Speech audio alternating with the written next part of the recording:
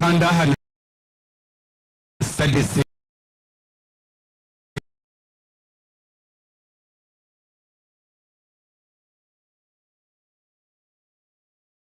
muramuza principal nchirize abantu babona mbete 2008 kwa okwezoko Majestic Seats and Gardens Mufate icyeshunguro ryanjye nzabona imbishunguro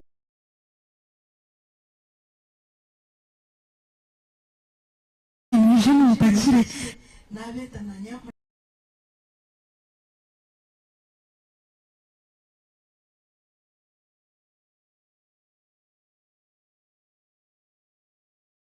nakarabyaho mwena bayambuka mwimusiye mukono muti ariko cyaratinywe n'imporoma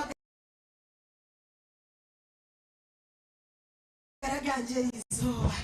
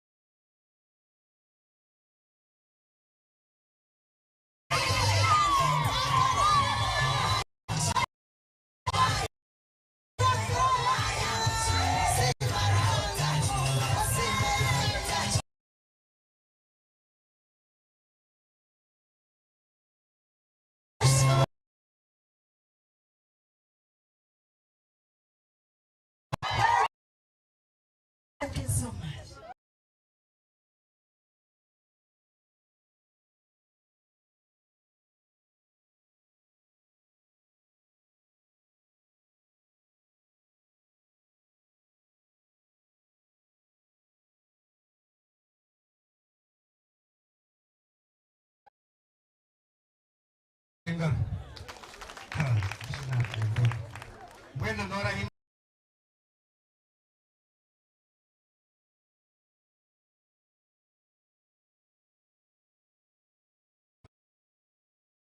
Teach.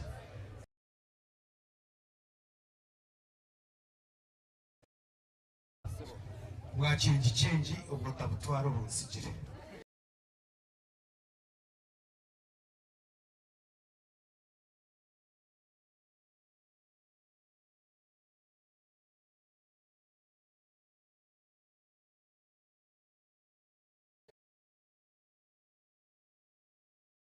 Tumwesije. Bwa change yabungarura.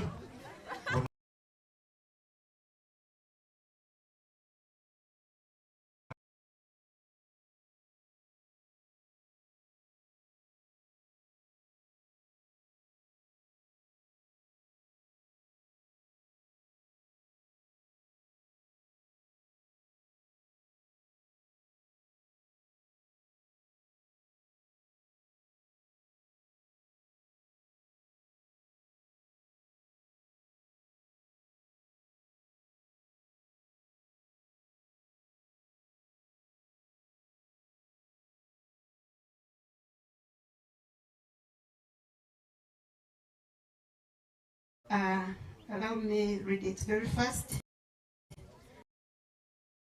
But before I read my speech, allow me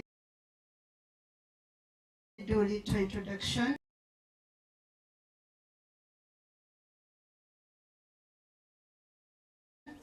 To the people that I do work with.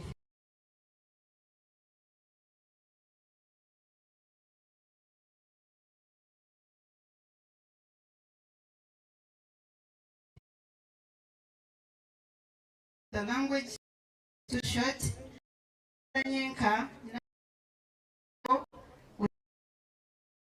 Is Mbarara, and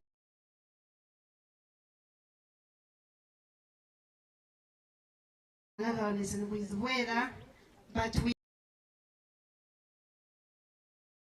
is what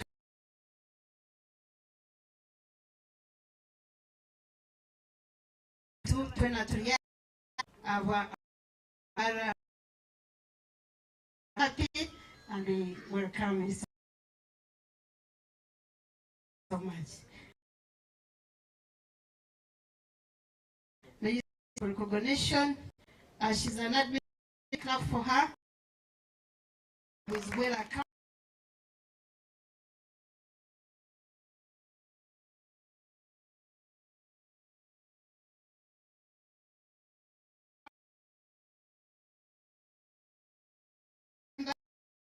staff, can you rush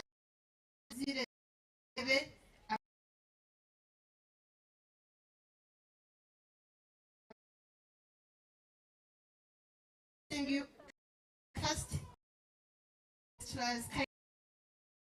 waste of time we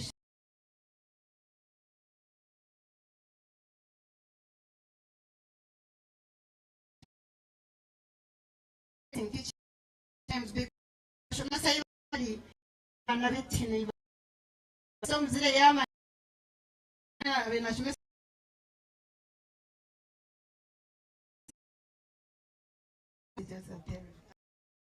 Mwine Mathias yomo hangul de kabu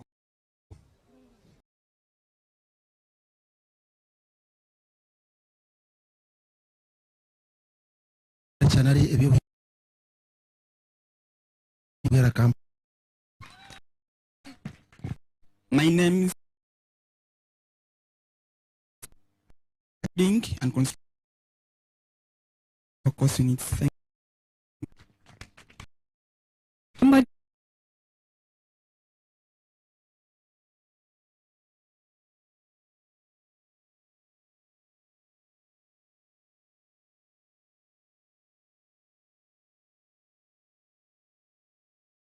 Registrar batch counts. Kama session person Zina mwene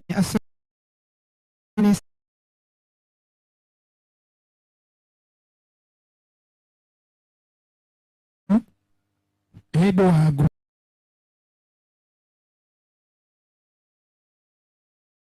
Agriculture Department.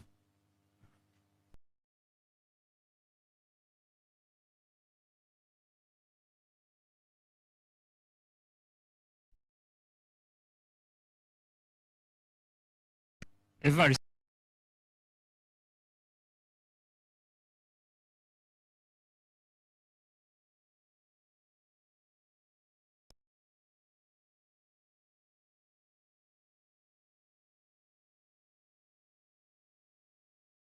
My name is Instructor Plumbing.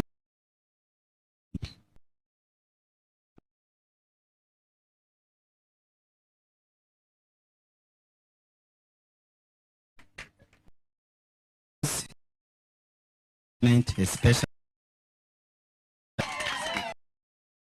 amazina Kabasa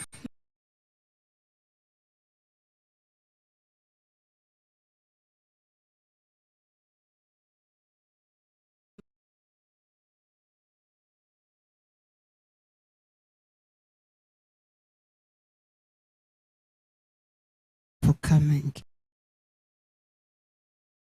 Yes, I give counsel.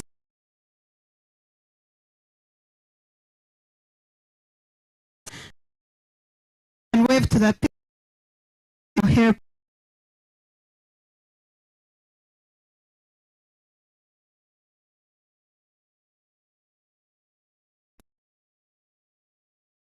If the guest of honor once again,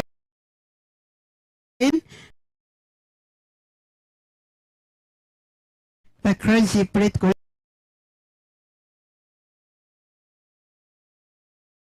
leaders, parents, teachers, graduates, and invited guests, good afternoon to you once again. This 8th grade work, honesty,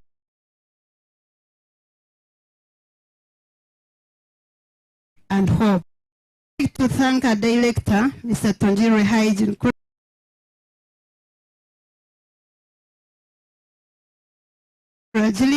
for the initiative of starting up this institution. Both Mbarara and Vocational, tireless if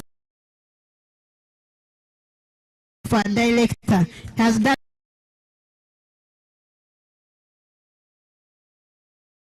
a lot for the school, and we really not put up the school, also not be having jobs. We thank you. The graduation is yet another opportunity to send out and use for unskilled graduates into the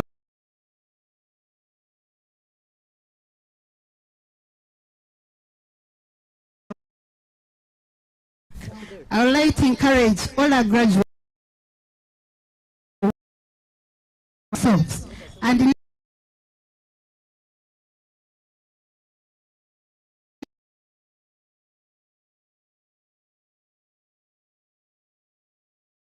kind and respectful in someone a successful person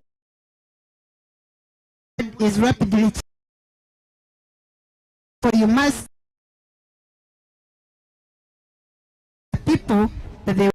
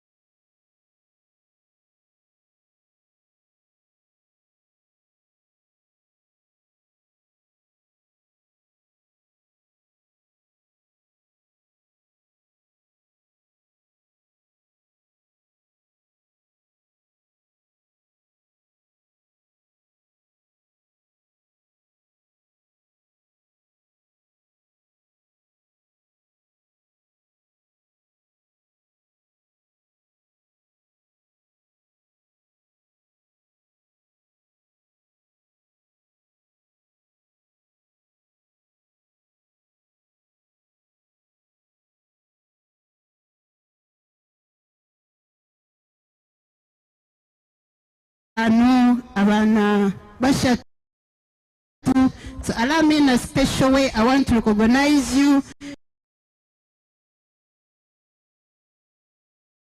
You come in front, the director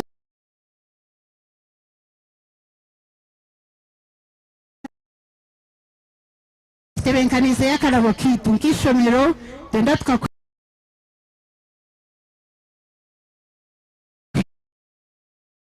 so much.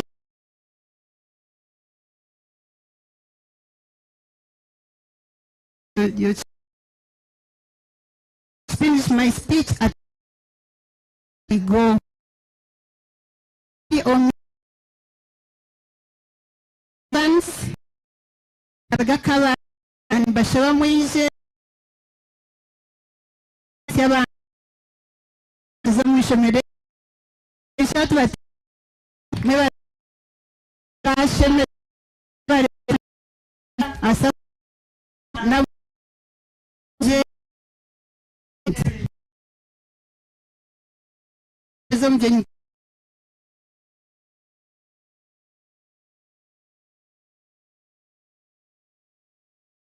Thank you so much. Thank you. Thank you.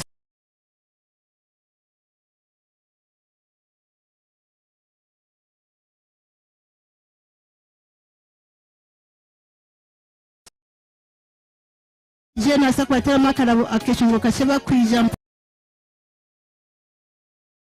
mpora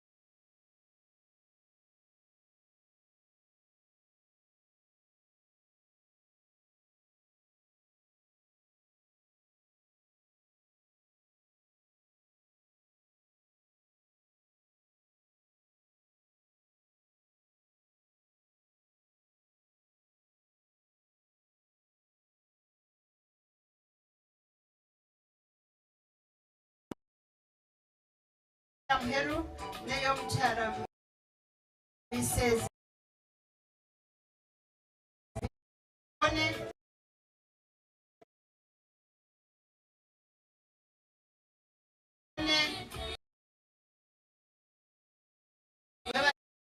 abawe abisha kujwara nimujemo cyayo basimonga kamwe making loud Ankole. We are so happy and we take the cameraman please give them longer, let's hurry and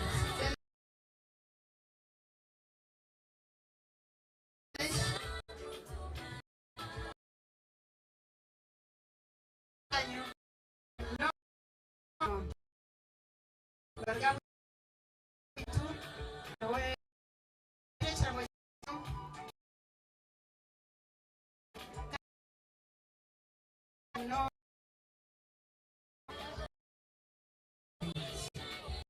I get a 100 thank you for mueve them no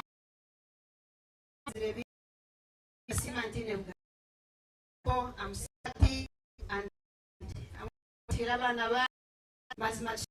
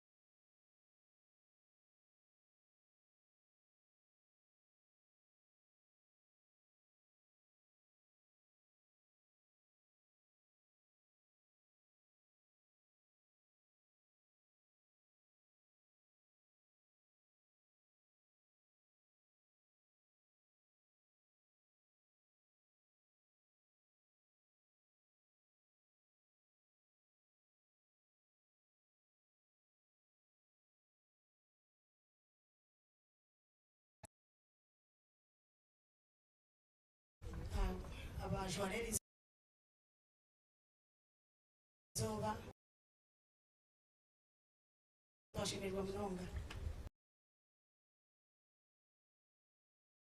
mutabani wanje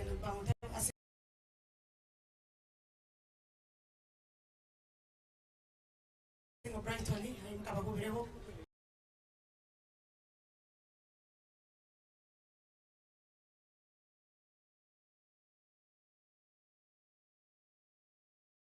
kandi wajwareri zoba nga engineer Jongo songo wa gospel nga bahezo msha unganje unaenda kesho ngochi kuja ngweri ziwa Yesu aliya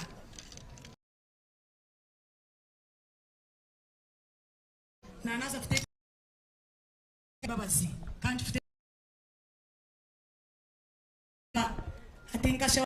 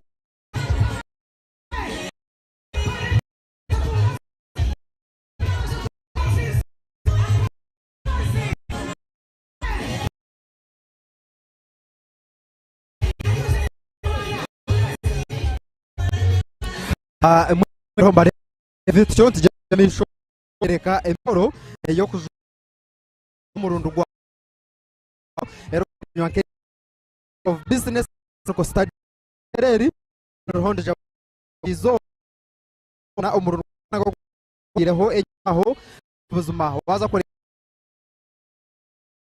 eba itende chere yin campuses ituri turi muramba ahari ni kampa bine na campus of babana with where ya ndo misho background ndo misho kandi na ikintu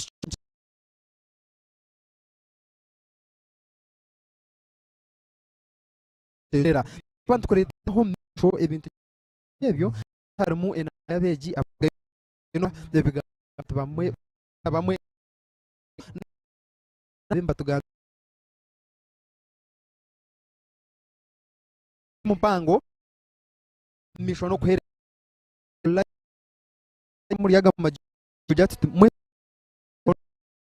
nangwa kuretera ya ano mujomba ebunebira ndo misho ebintu tukino cyaha mikoro ndo kurite ebintu bimwe turebe ishonja kuba nimbe omishwa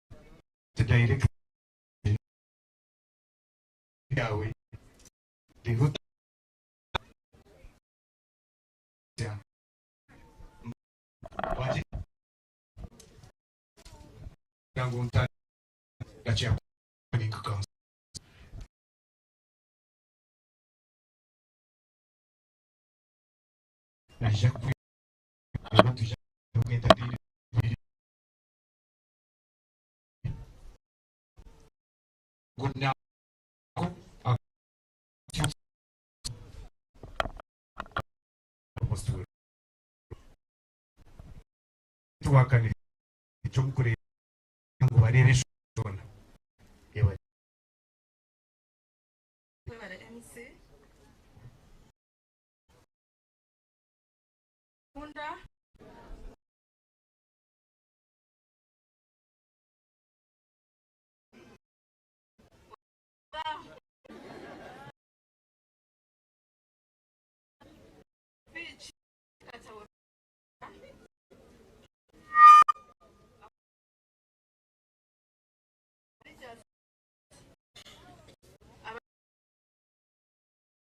abazire n'abaje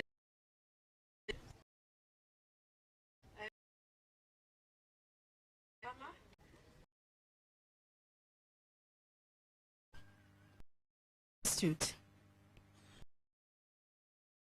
izobe sorunya rwinja kuba twinabazire chemezi omurundo no gwana Ankole ntwenda kusi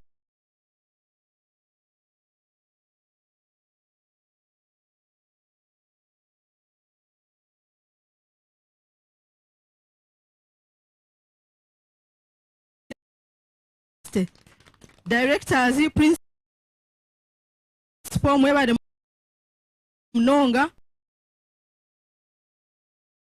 okwongeraho ekindi amashomero gitaga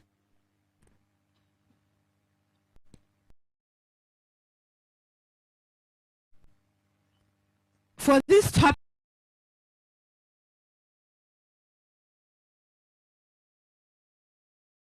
kugira ngo Apex choosing Ankole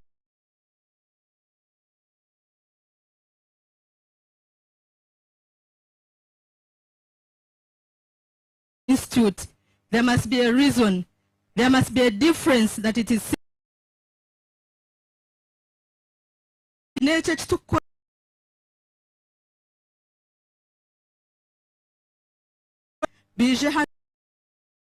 the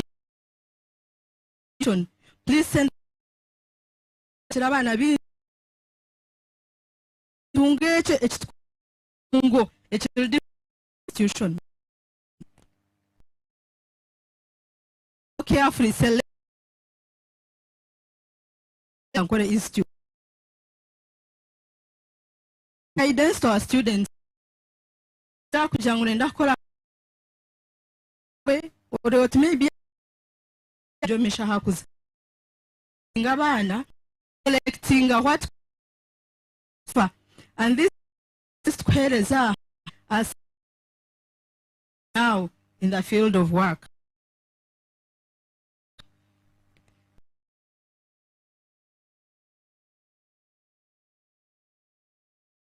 our director had district. Congratulations. Karuru.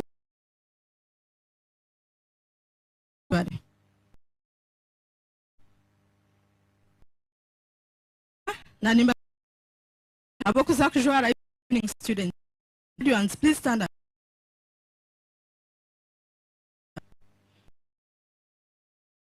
The catch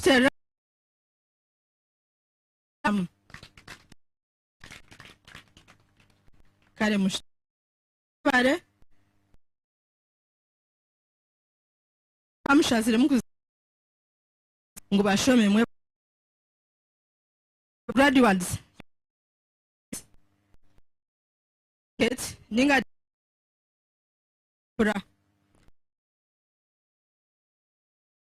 what you offer, a job at your workplace. Kamu echin chon had jirango murimo gogire kigumeho sofa umurimwe hinabakora of work, you know what tahibanya bataka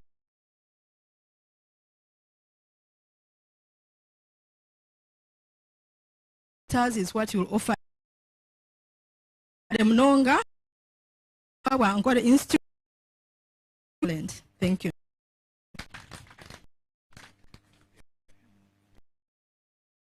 Terumungaro ye gambebyo kagamba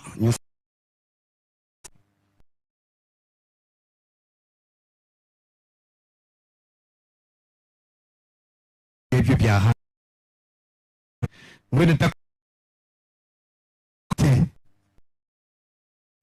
je dero kora kanti chende rumbu director na nene tayire tisibire nyinji yabale dai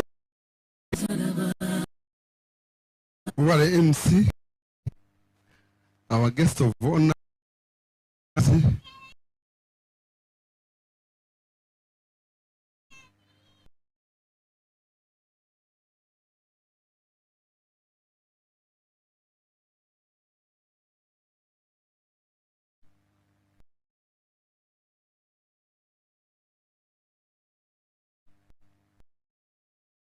the guests and gentlemen, pichi yanje eriyo mu katabo mu rujungu kushoma kubaha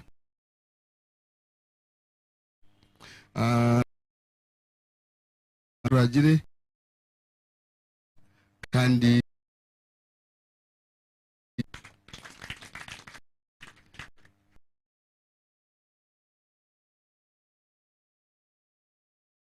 ka wishenje Mbarara district Ngaro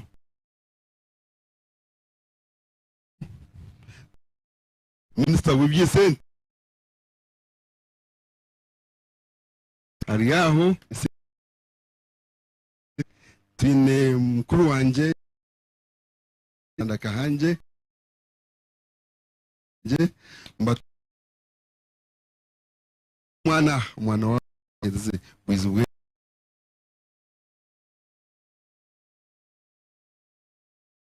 chandino bakurebe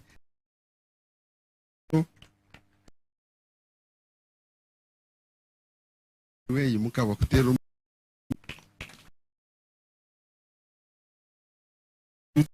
twine ngaro zamani sababu izubwe na mwongere ngaro zamani kakwate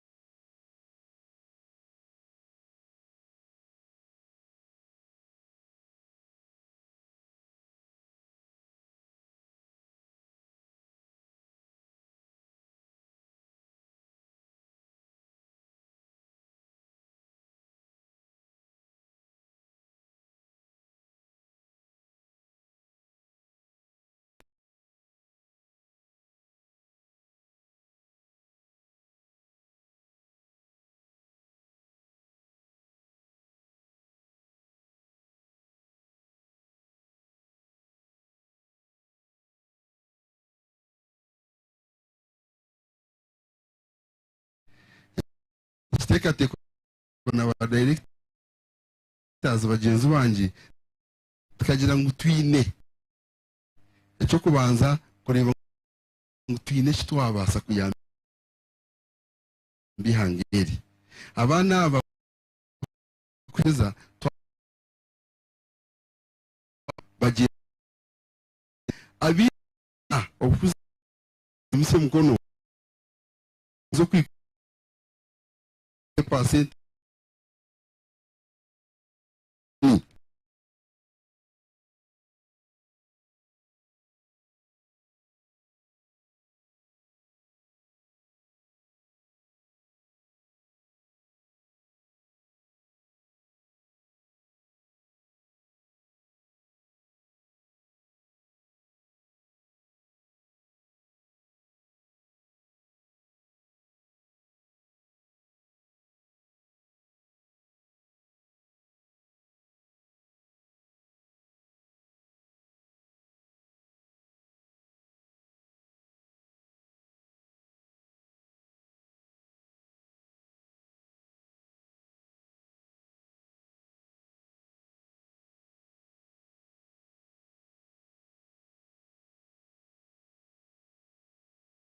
bona nabakira batwara owe aperira abana mirimo yimuka bafite umugogwa muhiro murimo redakayeza diploma ya tourism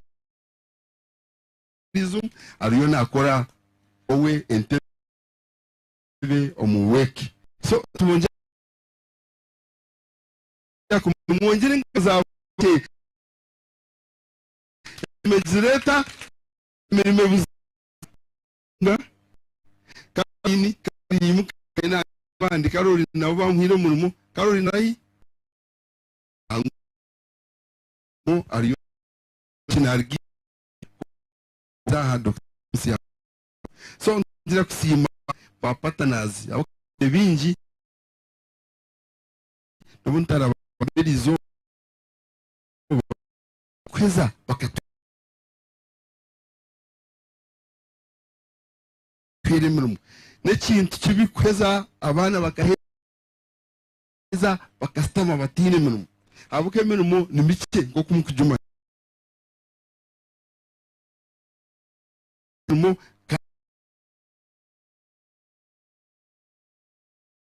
abatano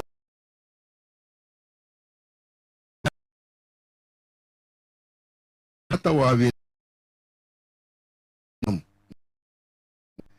timwe kwata yo eze tamu zishatu kabimwe neshika kete anaba mukasami duka shirazi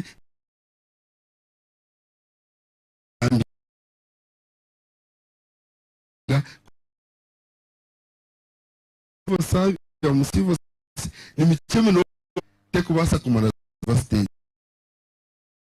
indi sonu wa governing council ya kigambo nshagamo tunjire omwami natima kwe nesha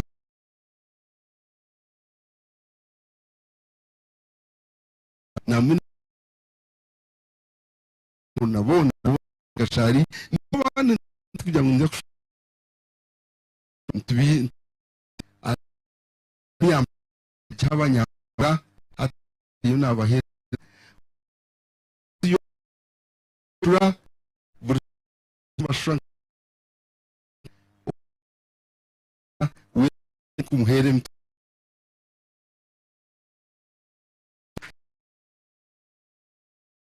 gumina district nabahe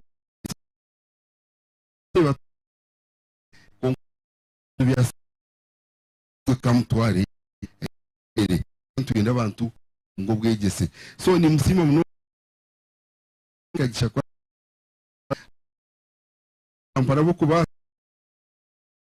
rostade shumurwa basa kushukora rero bijaba shume wanjura ba student abarya mu imirire muna bashaba kuraba mu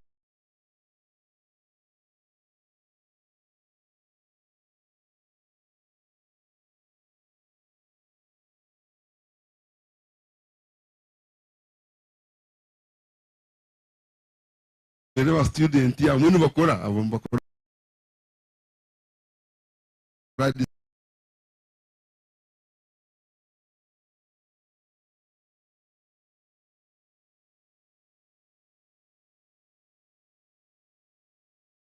district n'ahandi bakora mu tawuni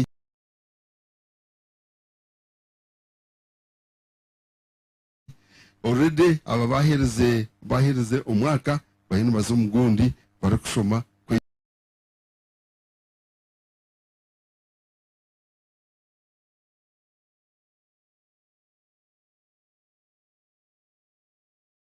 yongerayo ngo bagire icyo bakora so icyo ba center abagamba institute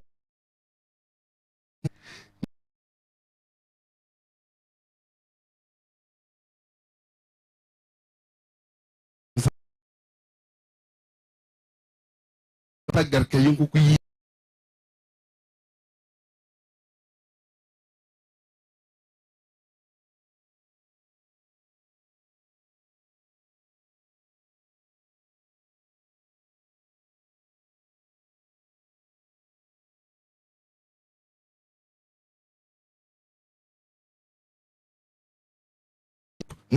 mwebare munonga yongera directing ngaro ibara bw'ibgambe director abe jinyira masikungu mwahumurizibwa utaka wina karumu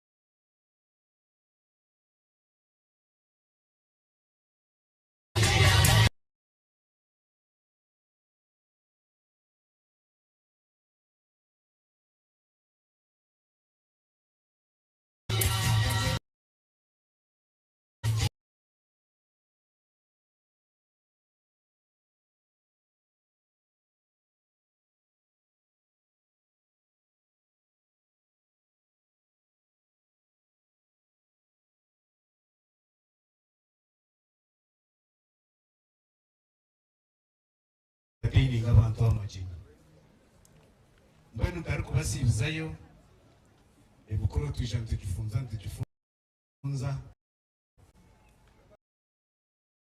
I want to use this opportunity to invite the current speaker, Mbarara District Local Government, to use the opportunity to invite our guest of honor. Speaker, if you're chenga kurunjiri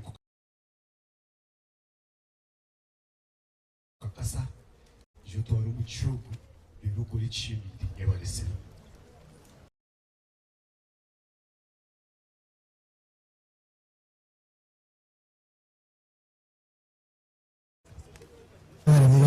Master of Ceremonies,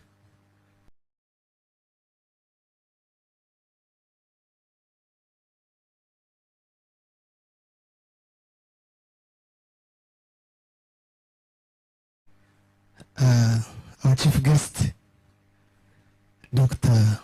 Sings James,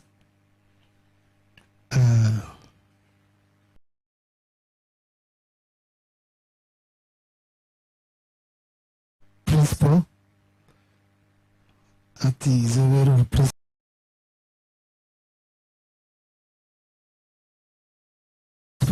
Chairman Konkanari Kanda Gambe, Chairman wetu wa district.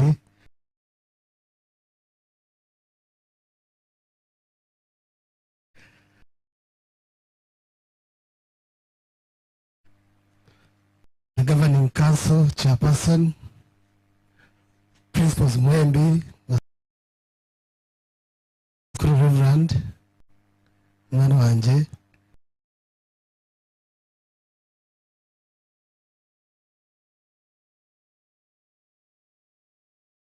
na pastors abari abahereza bamukama abantu mwena nko kumwayetwa abazire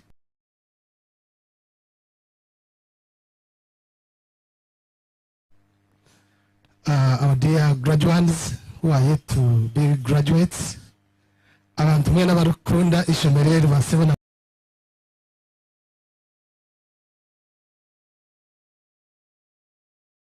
barukumanya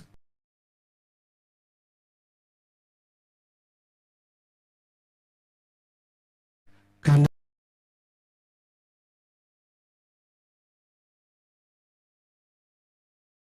oba speaker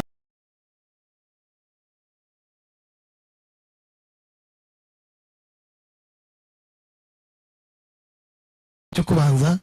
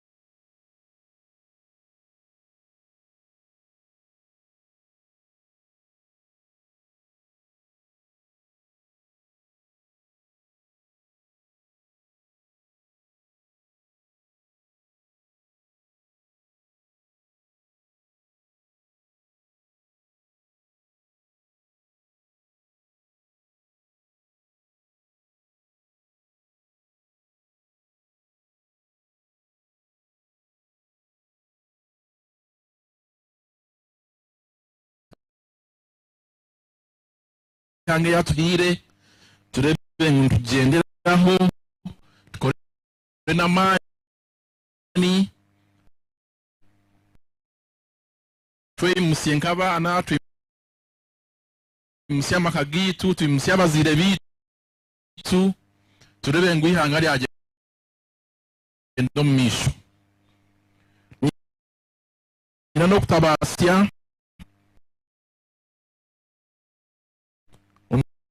hygiene Rajir, director and founder wa Ankole chairman wa C5 district 7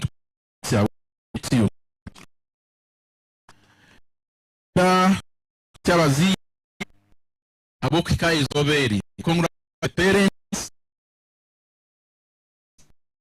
aboku sabana no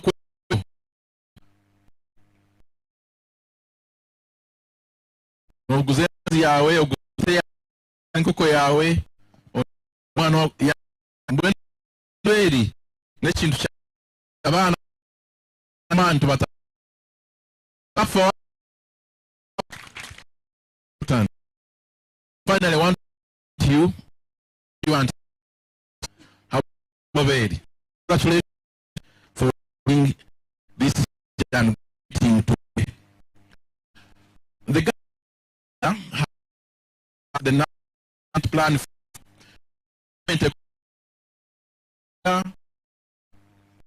ya tazina in place factors agriculture industrial tourism eby'obulambuzi n'obuhingi including oil and in this sector government ireho kuruga pisho as okutu economy ten achieved by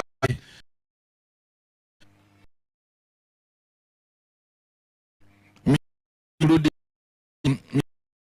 and gas technology and innovation na bwechi nyenda show me the skills you have for sector. I have encouraged to have towards management in line with terms of the growth of Uganda for the job the government is adding these four agriculture, gas as have to make sure you have either to work somewhere or to start work either for somebody or to medium public it came to our Canada about 3 employees hata yashohoza institutions shohoza na mara tomerom za colleges nke ekintu kwa kora munonga innovation to the graduates to be innovative to the skills once you do your best, you do your best, nobody will want to lose you. In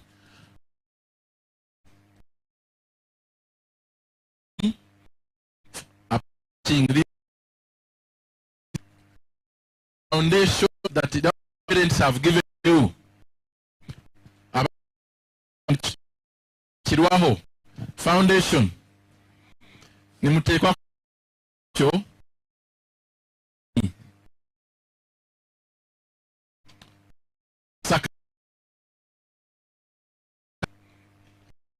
you might say example. I did my degree of science and science with education, chemistry and biology. has a diploma in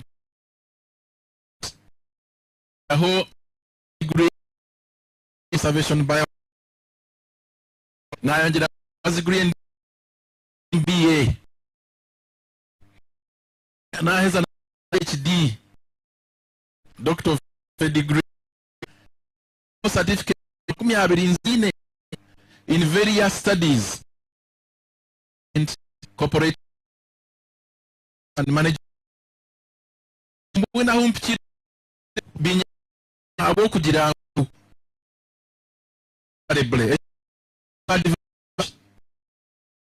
done a state diploma for a degree, a master's, 5 and compete.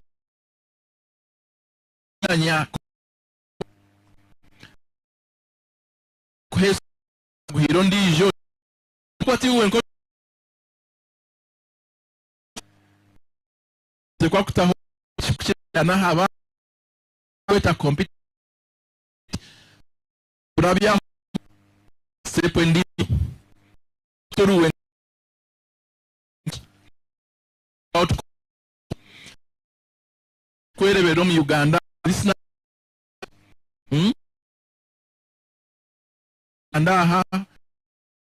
competing or competing to train citizens, competing the whole world. And for the we holistic citizens can compete world over. I would like to encourage you, people, or the people who are from here, where are they? Bring on can help our students even to acquire this opportunity. Because it's important to enable somebody to start from here with a certificate, diploma, no mission.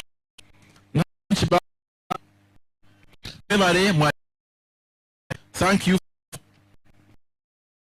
who have trained, pleasing your parents. No MC abagira faho zakora kwa kwefa mo na mani you because addition you are no yonje etsiachi ni baria o taru ha nemilimo should be so but me over taru of the way do your work because teamwork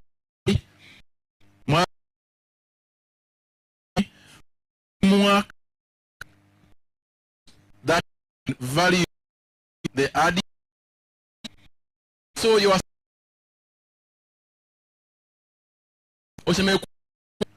how was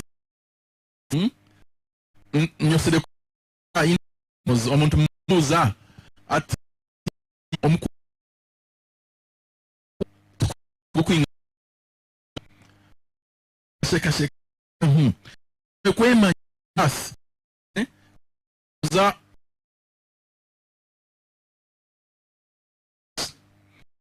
institution mission vision niche view and you should know yourself what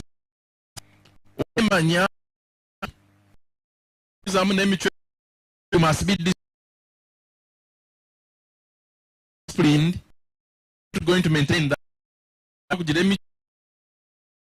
kora babare mukore na ma mukwa at the workplace problem today, when people get certificates of workplace, some master, important. Mugumiza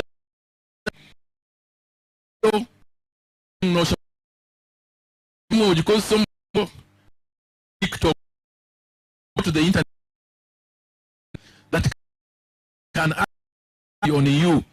But when you interview, you are knowledgeable.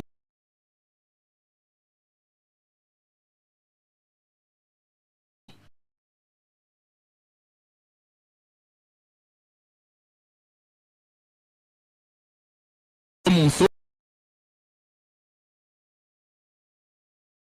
all utanampura mineshatu anguburi nibe step be Ankole ateromu bokuba ko get graduation better mpora and I want to let you direct working with mwebale kuhansho kola ho you have something to reach and get ni matabaru si bazire mwe kudana keshibari tubonje padia mwe listening is Dr. Muzi, the knowledge of the PhD. Nicho stongore zone na mzako mwena ba graduate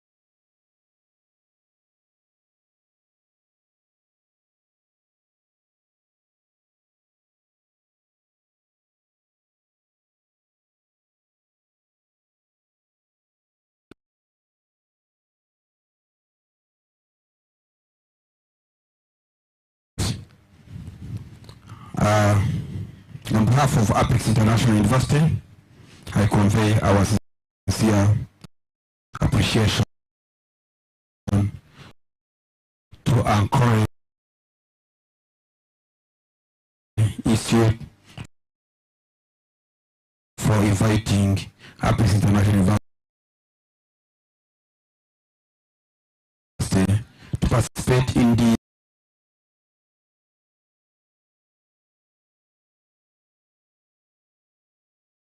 important graduation ceremony. We are honored to join celebrate this today. Is it a first?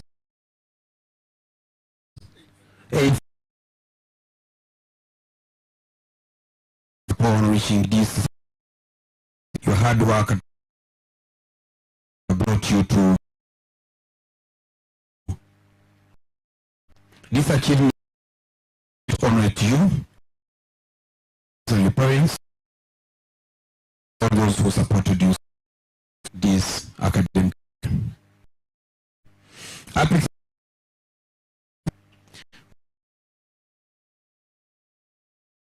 Government, academic partnership, exchange, research, and capacity building. We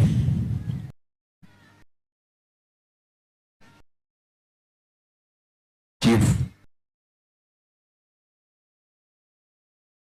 have university operate and license to provide and innovative proud to be that promote deployment a full bursary. In full tuition, you can go there.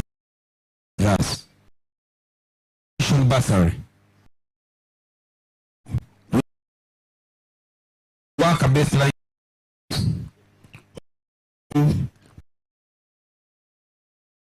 Programs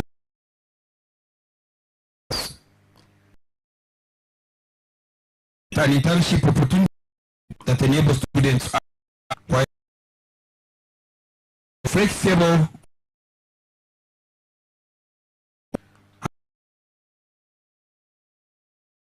for in-service and working professionals.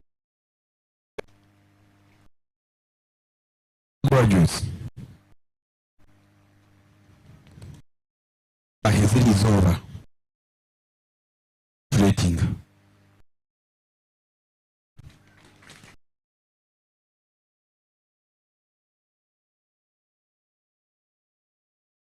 Abazeire.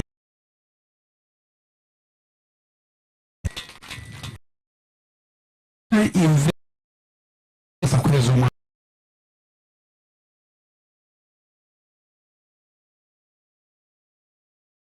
Wawuza byo bokora abafu kabuzi hibarigire.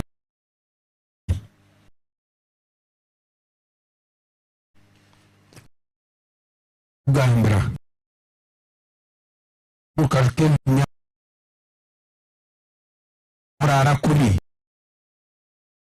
dedication.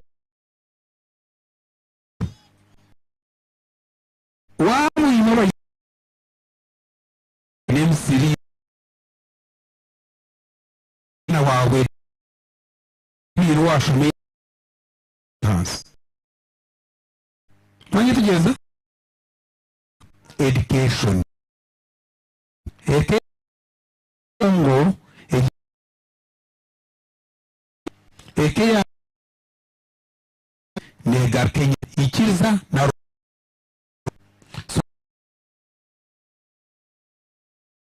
money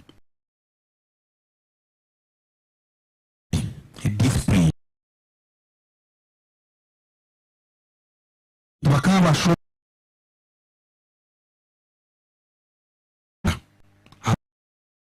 bazirebe this program bagambira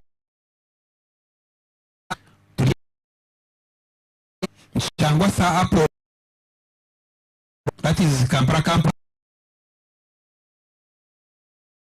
we can ntweza mo abana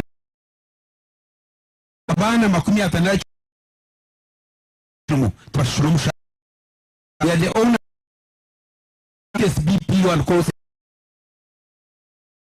za kaga na course muka discipline karo University of University of Uganda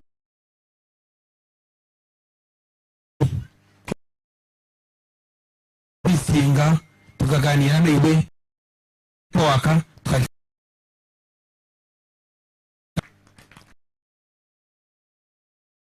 we have an affiliation this institution.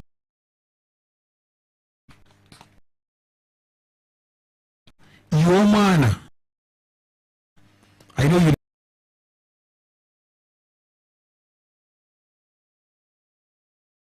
allow is for further course. Yeah, imechileza utakuza kula miaka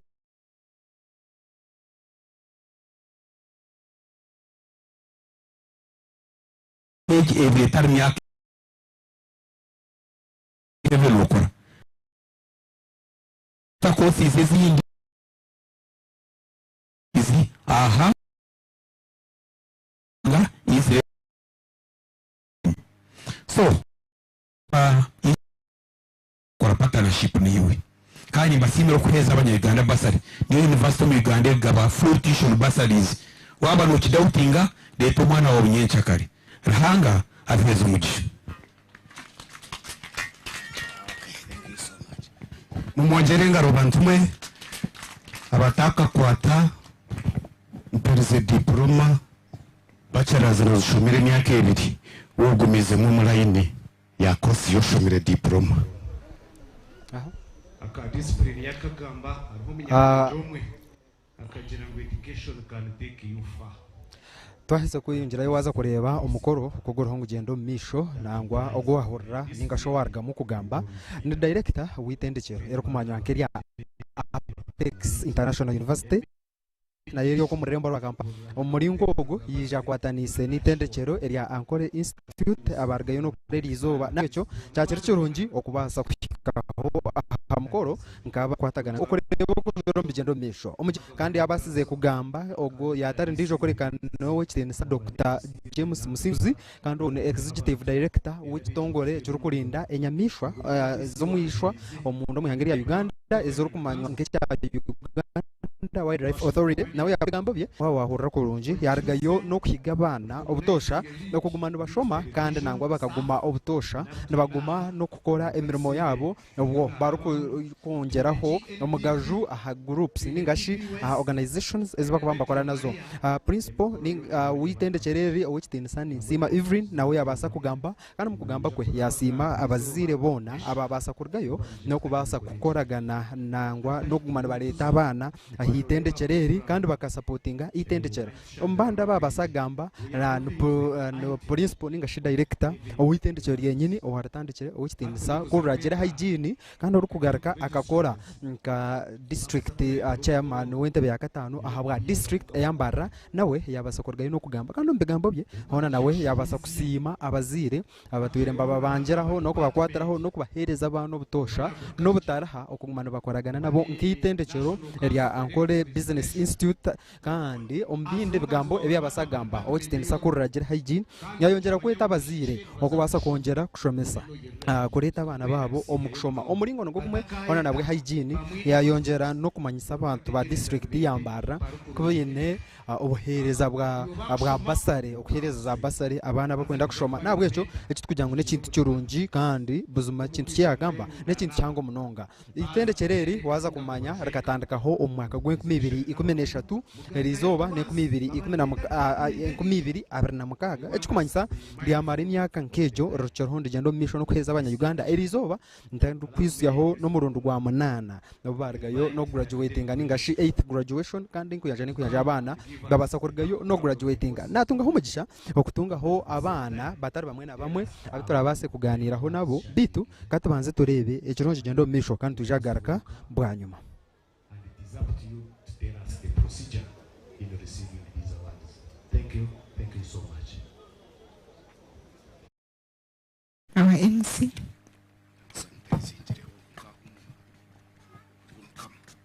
Vivareka sanitizer. Our chief guest, Governing Council, distinguished graduates, and your parents, invited guests, continuing students, ladies and gentlemen, good afternoon to you all. I welcome all of you to this 8th graduation ceremony at Ankole Institute grounds. I'm called Atkwasse Makirini, the academic registrar from Mbarara campus. I hold bachelor's degree in accounting and finance. My duty, our guest of honor, is to present to you successful graduates from different departments for the award of certificates and diplomas. Before I go any further, I wish to confirm to you that those names who shall be read satisfied the Institute's requirements,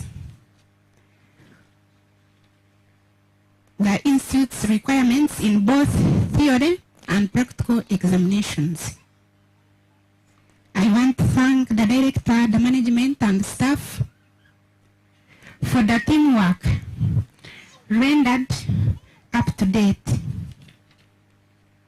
As the MC said, I shall read the names department by another. Then the academic registrar with Mbarara branch, Madam General Chembo, will issue out certificates to respective graduates. I also request Madam General Chembo, the academic registrar, to stand up for recognition. That is our registrar with Mbarara branch. Therefore, it's my humble request to request our guest of honor to allow me to present to him the graduates who have successfully completed their training and have satisfied the requirements for the award of certificate in accounting and finance of Ankole Institute and Vocational Studies. We have Ashawamakama Pressure. I remember as Daphne. I request as I read you come in front because of time. I remember as Praise. I name Kama Sharon, Akankwasa Rita, Arinda Praise, Athire Olivia, Atkwase Desire, Binomcha Emmanuel, Karunji Joan, Kasande Joyce, Chirabo Masi, Komahanji Perpetua, Kukundakwe Ingrid, Chosimile Tisha, Chosimile Rebecca, Nawasarita, Nakaja Brenda, Nasasra Aileen, Natasha Linias, Natanya Immaculate, Mimsima Rachel, Mimsima Aileen, Nwasasra Maureen, Nwasima Julian, Nyango Mawini, Osige Shabira, Tarema Ivan, and Tukashawa Rena.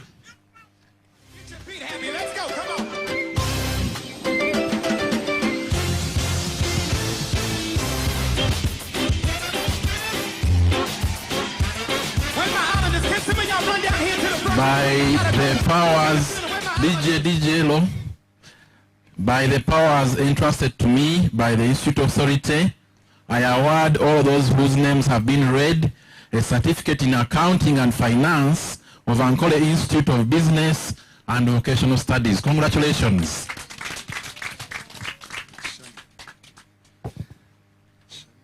We are requesting for a photo.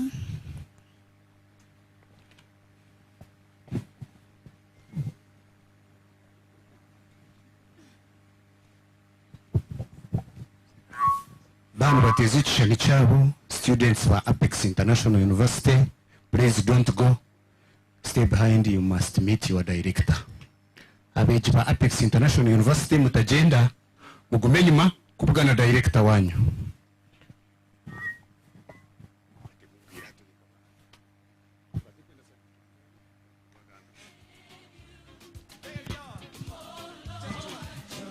After here, you go down there and you pick your certificates. The following graduates have successfully completed their training and have satisfied the requirements for the award of certificate in secretarial and office management. Ahereza Rina, Ainembaba's Esther, Amtire Monique, Atwere Anorin, Asingire Anta, Aibazwe Gloria, Kabasita Marion, Msimenta Brea, Nabasa Juliet, Namanya Anorin, Nasasrabo Gift, Natkwasa Maserina, Naebare Anta, and Nyamija Emily.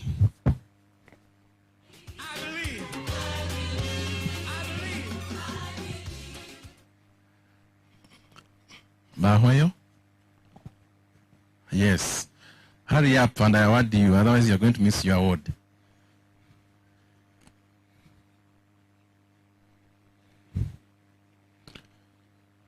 By the powers entrusted to me by the Institute Authority, I award all those whose names have been read a certificate in secretarial and office management of Ankole Institute of Business and Vocational Studies. Congratulations.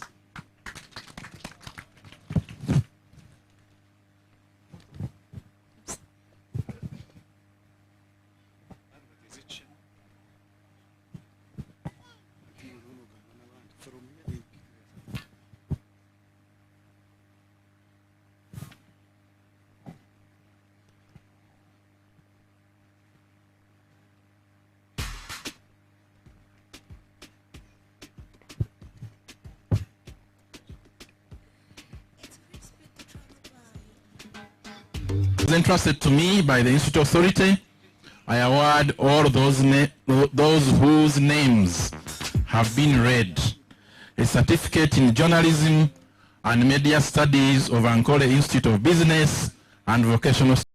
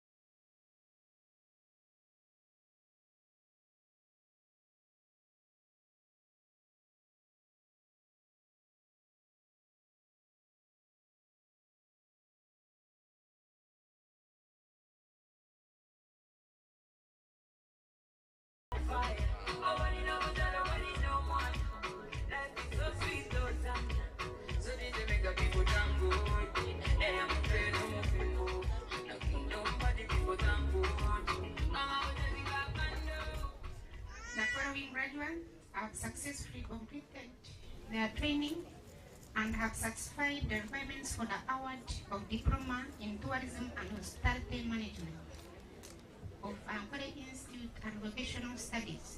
We have Barukurundi Vincent and Mugisha Nixon.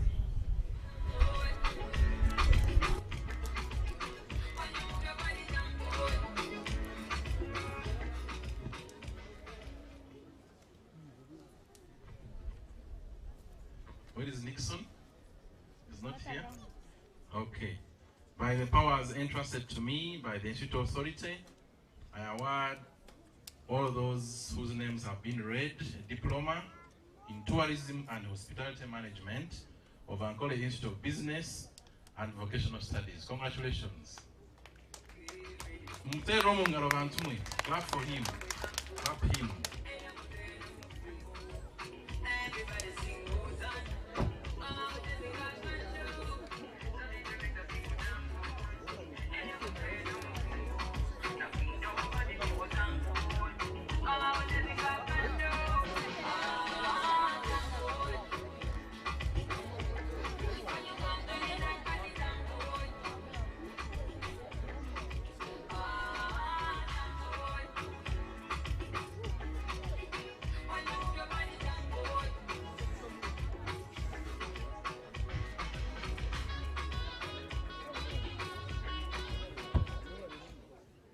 Thank you very much. I now take the honor to invite the head of department, Mr. Odungu Pius, to come and present us the students who have finished their courses in technical department.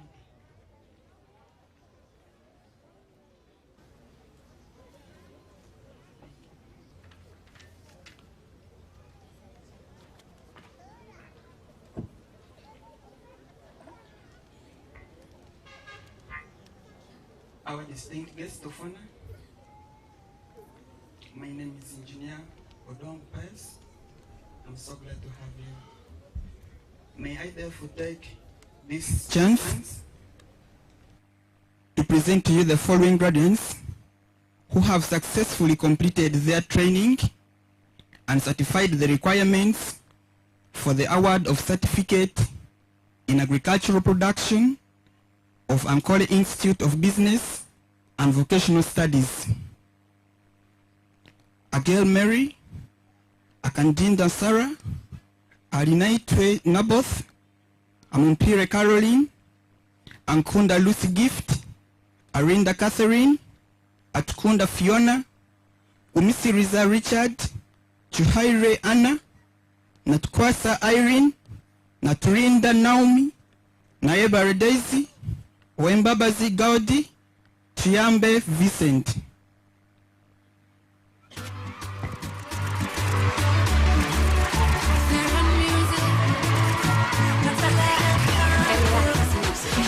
He go down for me when you see me.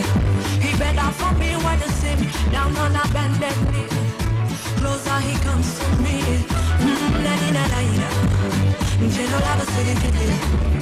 Now why you get up? When you love the dirty mama dance for me. The shape of your body, such a body. By the DJ Lo, by the powers entrusted to me by the Institute Authority, I award all those whose names have been read a certificate in agricultural production of Ankole Institute of Business and Vocational Studies. Congratulations.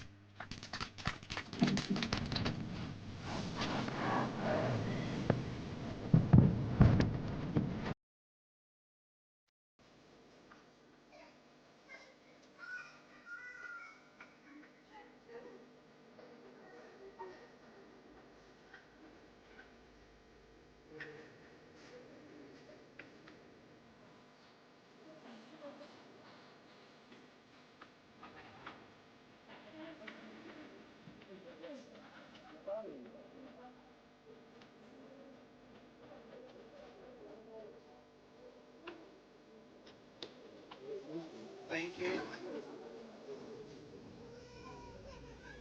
Our guest of honor, the following graduates have successfully completed their training and have certified the requirements for the award of certificate in automotive and mechanics of Ankole Institute of Business and Vocational Studies. Amanyire Joshua, Ariganiza Valerian, Ariho Moses, Arinda Laban, Kasaija Eric, Maxco Elliott,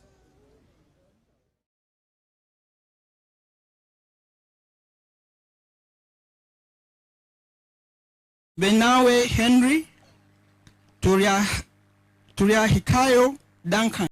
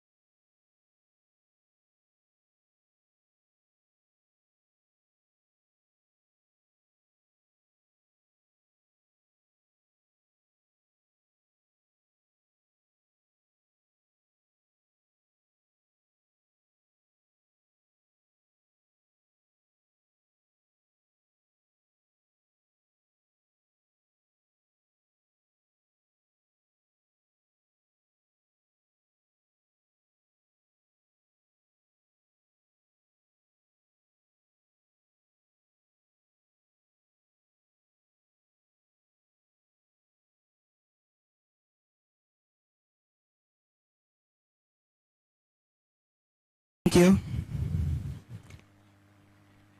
A distinct guest of honor, the following graduates have successfully completed their training and have certified the requirements for the award of certificate in building construction of Ankole Institute of Business and Vocational Studies.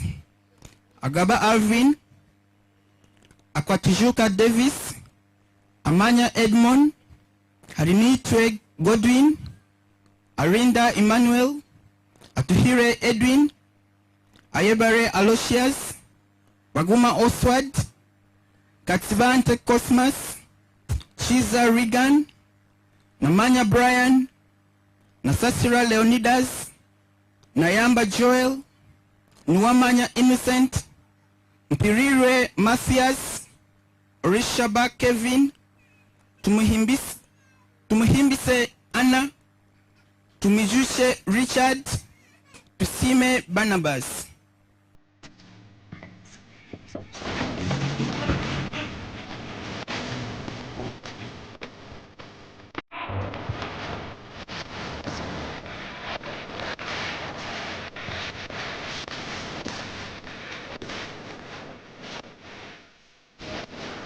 DJ, by the powers entrusted to me by the Institute Authority, I award all those whose names have been read certificate in building construction of Ankole Institute of Business and Vocational Studies. Congratulations.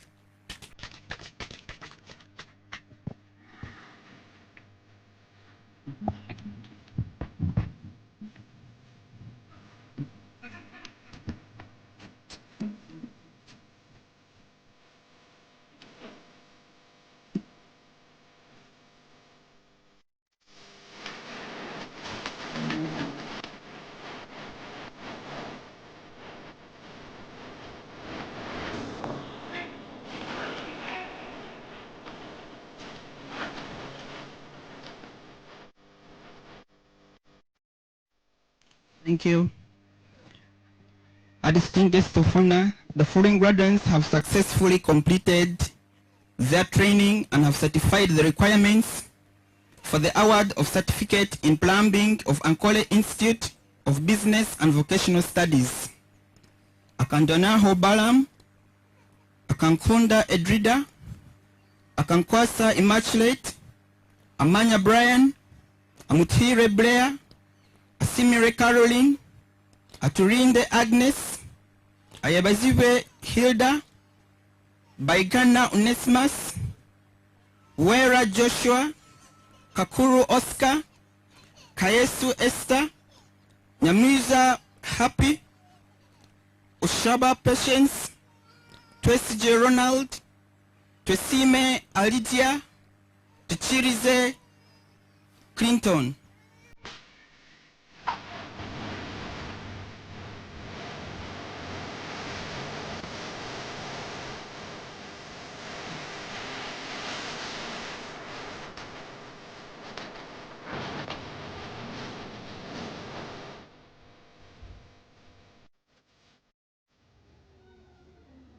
By the powers entrusted to me by the Institute Authority, I award all those whose names have been read certificate in plumbing of Ankole Institute of Business and Vocational Studies. Congratulations.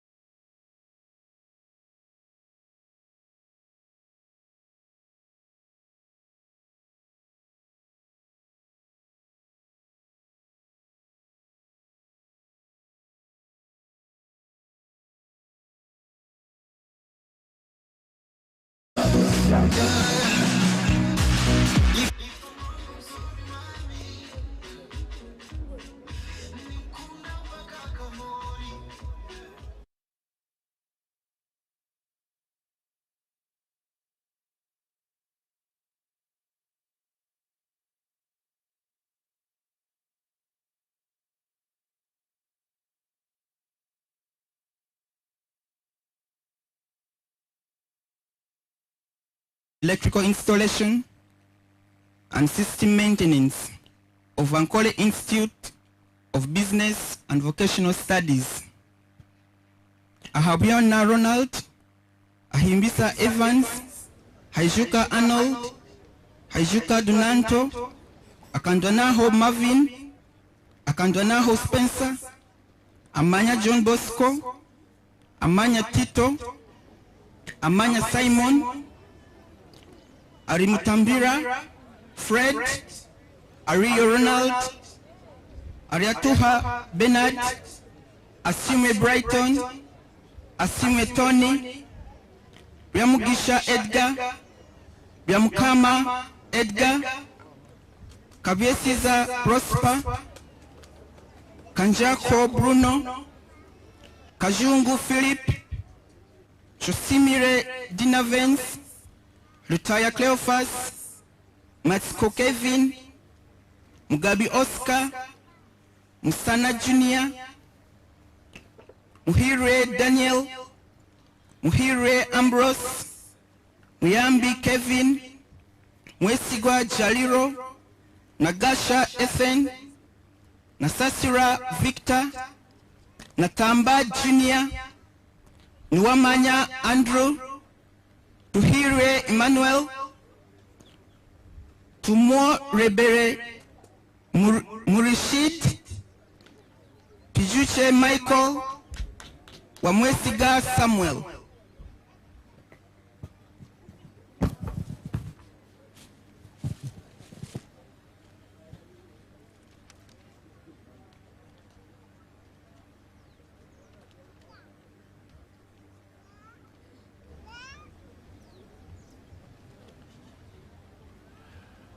Okay, Bahwayo.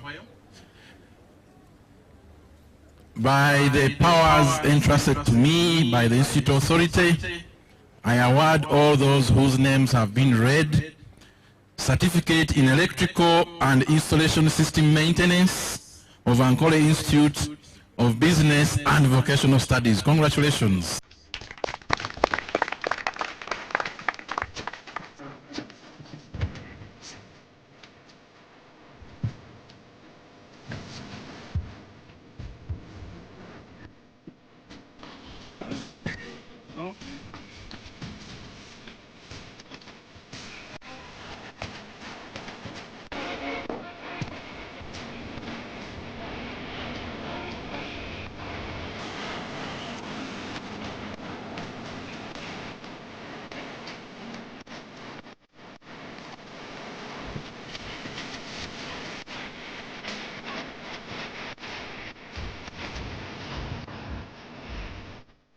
Thank you. A distinct guest of honor, the following graduates have successfully completed their training and have certified the requirements for the award of certificate in fashion and design of Ankole Institute of Business and Vocational Studies. Haichirize Benedette, Hainembabazi Morris, Amagoro Sharon Brenda, Andinda Charlotte, Atkunda Adaya, Atukwasiwe Edwin, Ayebali Margaret, Ayabaziwe Emmanuel, Biereta Godwin, Kembabazi Grace, Navirio Bridget, Najuna Bridget, Nantambi Shakira.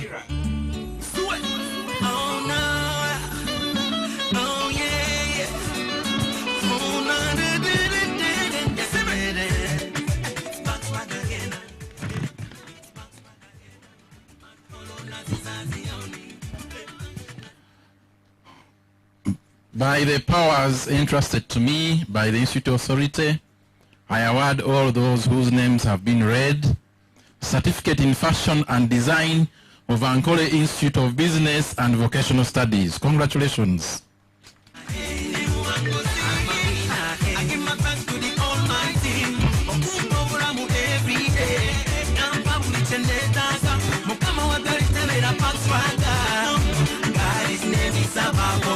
It's merciful, that's why I sing. Bulichokola egoli no kusoza. Tenimala lemera moyo. Oja kumanya mukama yasinga. Mukama wamanyi, wamanyi. Mukama wamanyi, wamanyi. Mukama wamanyi, wamanyi, manyi. Tetekale, ambine, kumangude wana. Thank you. Our distinct guest of honor, the following graduates have successfully completed their training and have certified the requirements for the award of certificate in hotel and institutional catering of Ankole Institute of Business and Vocational Studies. Amuthire Pleasure, Aturinda Anita, Chirabo Agnes, Chabishichi Elizabeth, Chabishti. Thank you. Nalukia Gloria, Naturinda Caroline, Noamani Daudi, Noahereza Knight, Noarimpa Winfred.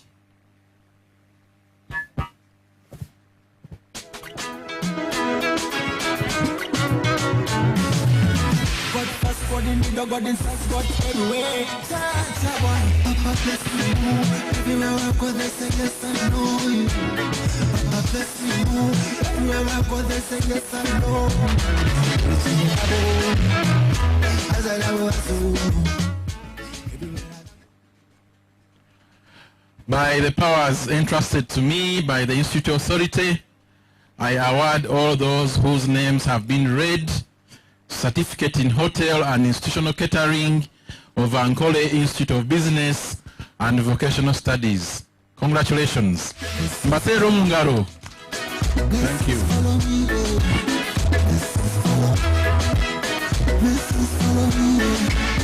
You're the winner, no. Winner, no. Winner, no. Yeah. You're the winner, no. Winner, no. Winner, no. Yeah. The ones you've been waiting for. And you're putting out, baby. What the days I want to go. I thought you're putting on me, oh. I need to be with her. You want to do alone. Ahora voy y sé, si no le quito te tambore, si no chora core, o si se mando mambore, se me sasi, o como Thank you. Our distinct chief guest, those were the students of Ankole Institute of Business and Vocational Studies of 8th graduation list for technical courses. Thank you, sir. Thank you very much, Mr. Odongo. And congratulations, our graduates. Thank you, our guest of honor, and everyone that have attended our graduation ceremony.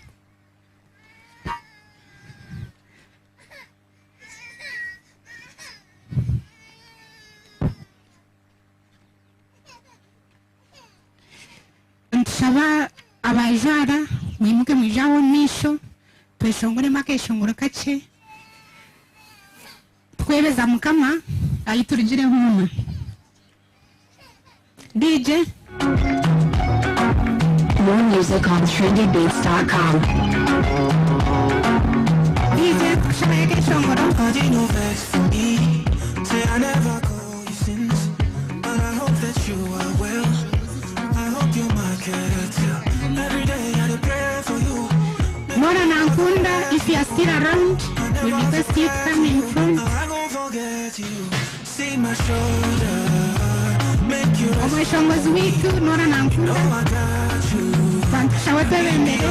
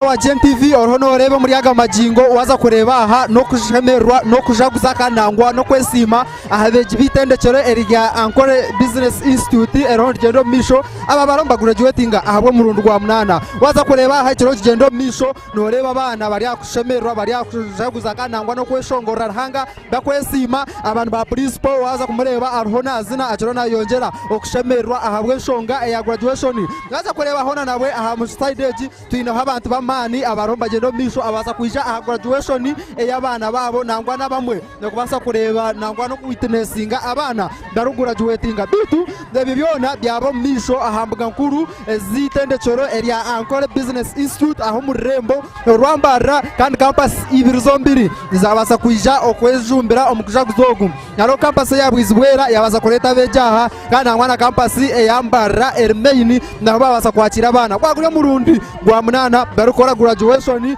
ngando mweshongozi nora nakunda ngwatoro na gendo misho no kushemeza abantu abeji bajomba shemerwa abana bajomba shemerwa bura hamwe hona waza kureba noranga ubuzuma ekintu kiri yanga no kushemeza mwana ncijongera kwereka ngo nekiturungi obutosha yanda abazire obutosha mweyongera kumana mushomesa abana aha abazire ndajombe yongera buri muzire naija nasima principal amusima ahabo kushomesa umwana we nababona abina amashemerwa ahabwe nshonga yo kubasa kujweka abana babo baza kureba hano ho abantu abakuru ababaza kwikaha kandi muri yabo harimo Dr. Bishop Cyrus Tayebwa yabaza kwikaha hariho speaker wa council ya Mbarara district West Saverius hariho urukujazwa ahabye sente ahabwa district ya Mbarara nawe yabaza kugenda mnisho no kwikaha mukoro hariho abantu barahanga bamani kandi ebe byona byabaho mu mbuga nkuru ningashi aha mukoro ubwo kubaza kujaguza gw'abana aba Ankole Institute nyandi ubuzima ntumanya kandi tutegereza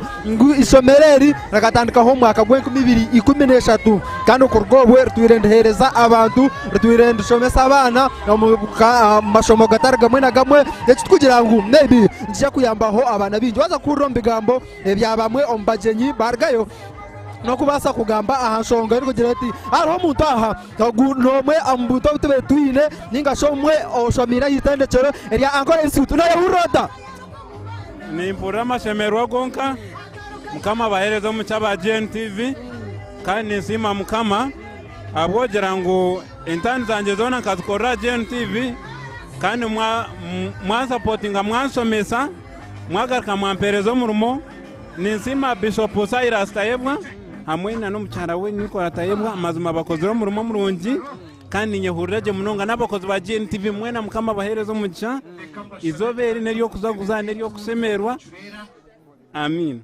ogwe nomwe ahabeji ababasa kujwarira izoba bitu program zironse gendo misho kandi kamaze kugareyo twande twaze kureba ekinde cyarabe kigendo misho ngabasa kura no hura bariho bashaba abana okubasa kutunga intebe zabo kandi bakashitamo icyo kubantu kwereke ebindi mpora mpora aha GNTV constituting gathering into a congregation. Please, can we have order? I don't want to mention people's names, but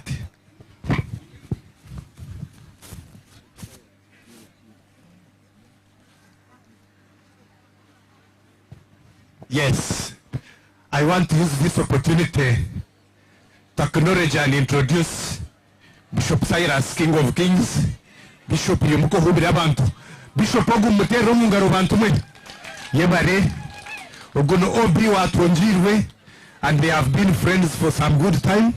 They always brush shoulders together. Sebo twakwa chira, wabari kubali itwe, kanda yu hizra, mhuto antukwendera.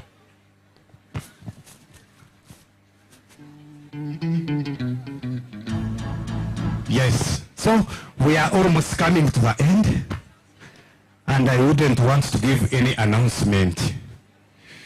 Twajirom churera, okuteze bishani, okukwata za video, ibyo mbwije kurataho. Omujeni mukuru yamara kukora ikishemiri. I must sincerely thank you, all of you.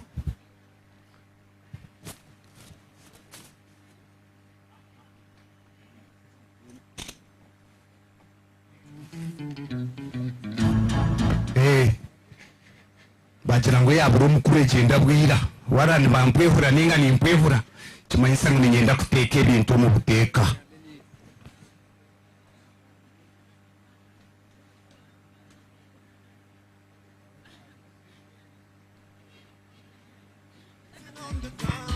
hato gusini ya lecture cye tinka kisibyayo yanangira ngo mwishya rya office aha yaba Apex abo bagira ngo bagaba basari noza yogamba nawe koro ino mwana heze sine ya mukaga akubuza results kwa kozire achitunga basare umanya no kwa ratunga admission mbwene DJ tinkwende bintu bishabirize kandi gumira kutebekanisi hata noja kuntebekanisi za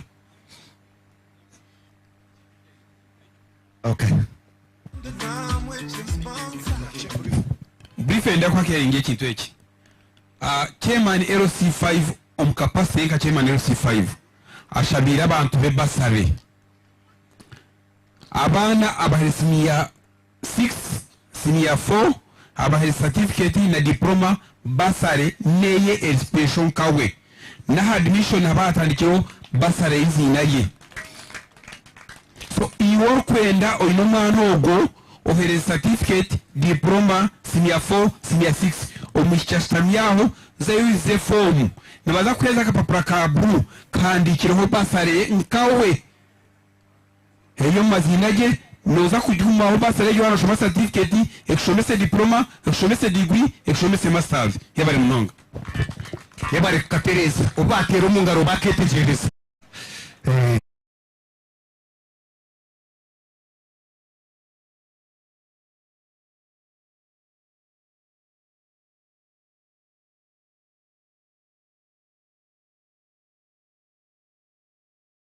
national anthem turaheze byeshongore ibyo tujya kubyeshongora twemerire obuhereza wa mukama Ticho tugendo misho no kureba emukoro ya graduation y'abana hitendekero ekumankeria Ankole Business Institute omurembo rwa Mbarara kandi nko kunana kugambire erizoba nebiro bitano ebyokwezi kwa mukaga umwaka no gwibiri abana mukaga kandi nizoba ryo rwa gatano no graduation yo mu rwa munana aha witendekero ekumanyo keria Ankole Business Institute kandi ko kunana kugambire ntinyenda kukoreteraho abana batari bamwe na bamwe abaragaye no kujwara erizoba nyenda kwakiraho bamwe ahari yabo tuganiro nabo tumanye batur no hurota nkiwe nkomu amashemero nyine miji nimpura ninyenda kura konka mbwenu tinkwenda kurira kugira ngo abantu barebe tubakama y'icyandiza konko mutima nimpura shemerire akuba urugendo rubire rutangwa watandika no kukura ntwenda tugambere amazina gawe ebyo kosi yawe yobe no shoma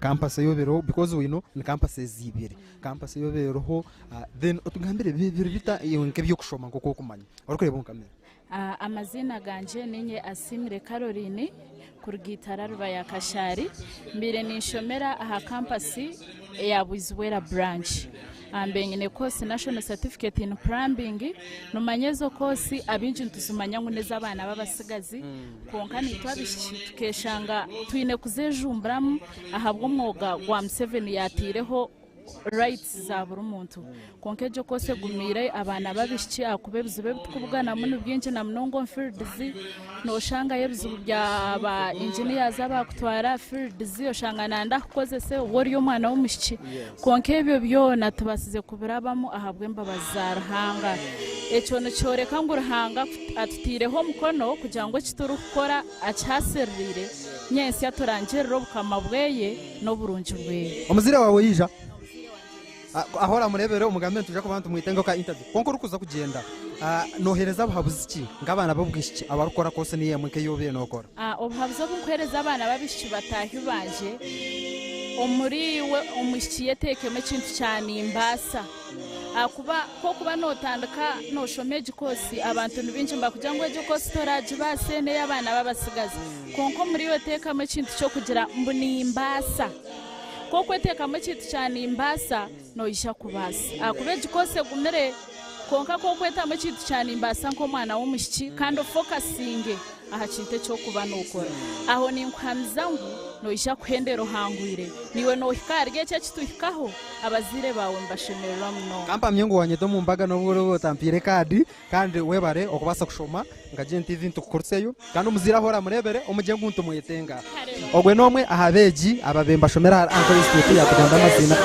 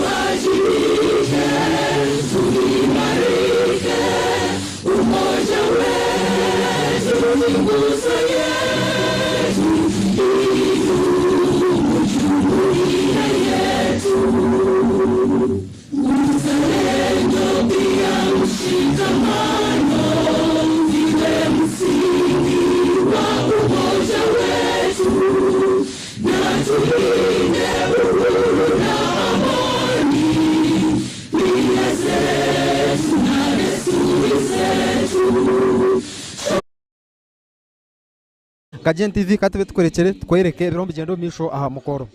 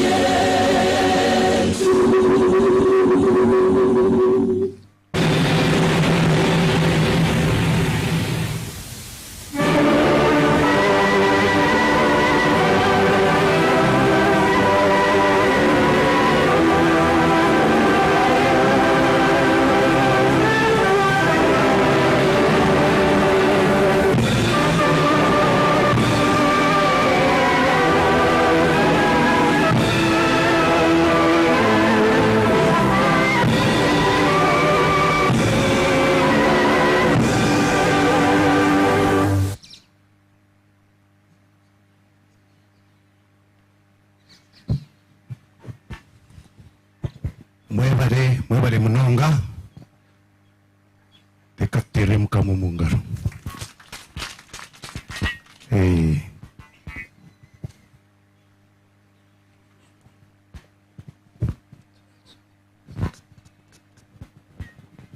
mwemerere tushabe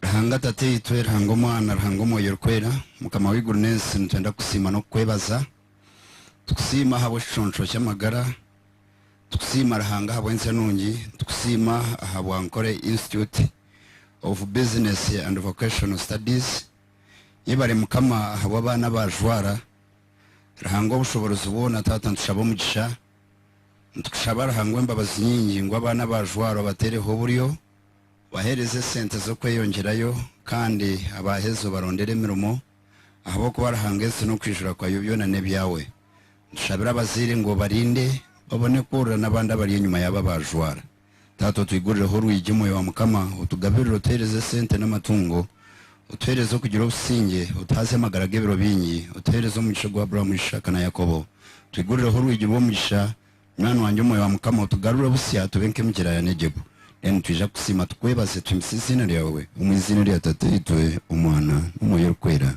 amen. God bless you. Mukero mwereza wa mukama mu ngaro abo kutasira n'eshara yakinge mikoro yona. Bano director list of honor academic staff. The graduation stick needs to be lifted. Academic staff na guest of honor hatubaza kubana bo batambura mpora bagaricho mu office kwandika mu kitabo cy'abagenyi no kuhindira je mukoro nja kushaba na Mbarara district local government officials abaryaha nabo bija kuratira academic staff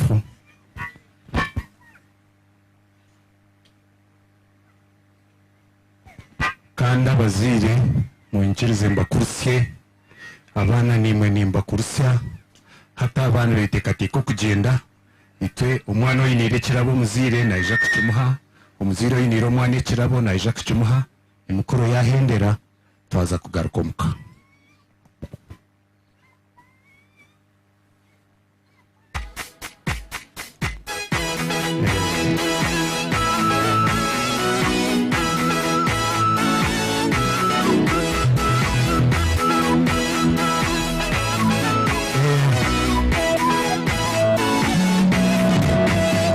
Tugene tukarukanga we tutakwitwe umwana n'umwoyo we orimwira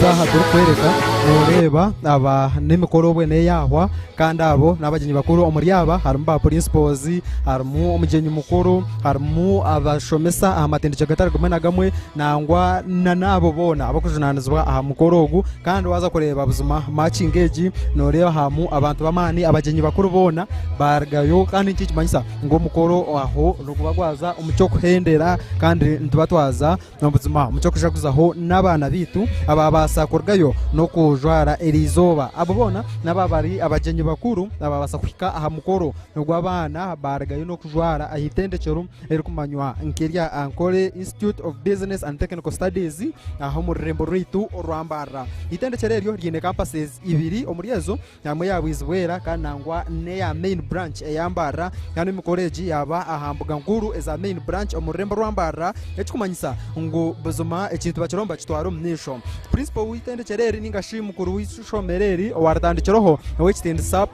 kuragere hygiene tongirwe kandi orentebe orishente ko intebe ya gatano ahabwa district eyambara mu bigambo bye yasima abazire bona abatwiremba bakwataraho abatwiremba bahereza abana no kubasa kwijja kubabangura ahishomereri kandi yayonja no kubatera umuranga kugira ngo bongere okureta abana kandi ahishomereri ababona bo noreba abaromba genda umukoro uguguri nkogwahwa ombugufu konkaba n'abantu abana binabazire babo bakushemerwa kandi hamwe tujya kushikaho no kureba abazire nabarabe bajwire n'ibijwaro by'abana abana bakwiye kurusyayo abazire bakwiye kurusyayo ebe byona ndirihwaha ahambuga nkuru ezitendekereri abana baheza kujwara erizoba abaza kureba abana bargaye no kujwara nibarenga omubana bibiri ekikumanyisa ngo buzume kintu erizoba cyakirye cyo mutano kandi ekintu cyaba kibonire amatendekero nimingi aguba basa kubangurwa omuri yago mu bya journalism mu by'imikono nk'ebya mizi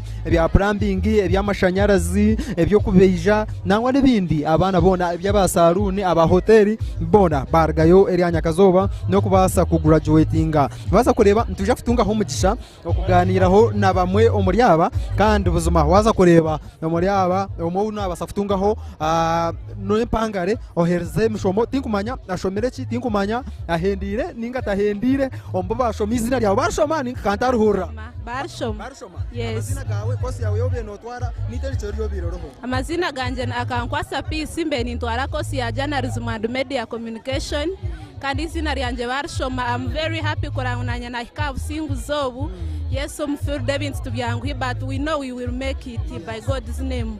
Wagambe kigambo field obe wagiro field kandi ndano bo wagraduate gabe wagiro field of course tukamaro ku 12 kandi twosere turi on field no to istaka maze sit kandi zone field so events twamanyiro kubukugenda kuyo ku 12 na hatu no kwa mukaga turi on toreba kwensera munetambara bwe turukwereza yamani gitu no gukora mnonga yes kurugirire bizubo byo akire kuwaza home field ni mangu tukinchi konka at least in experiences zo abasize kutunga na challenges umfield haliyoki okurugera obwiro bunamara umfield of course reto na twagraduatinga konka tukujya twena twine mirumo konko murumo go afune na kuchera munonga eminyeteri yo kwa heru murumo go rafuno takagugaya provided no basafta sente esente zandikire Bank of Uganda tusandikire kose yo shomere chama no kurangu tuwaruzinga hope kandi wagumiza munokoro murumo go shomere na wotagufunere still na no guwafuna Jensaho munonga kujango plani nyensi yawe ya nyencha kare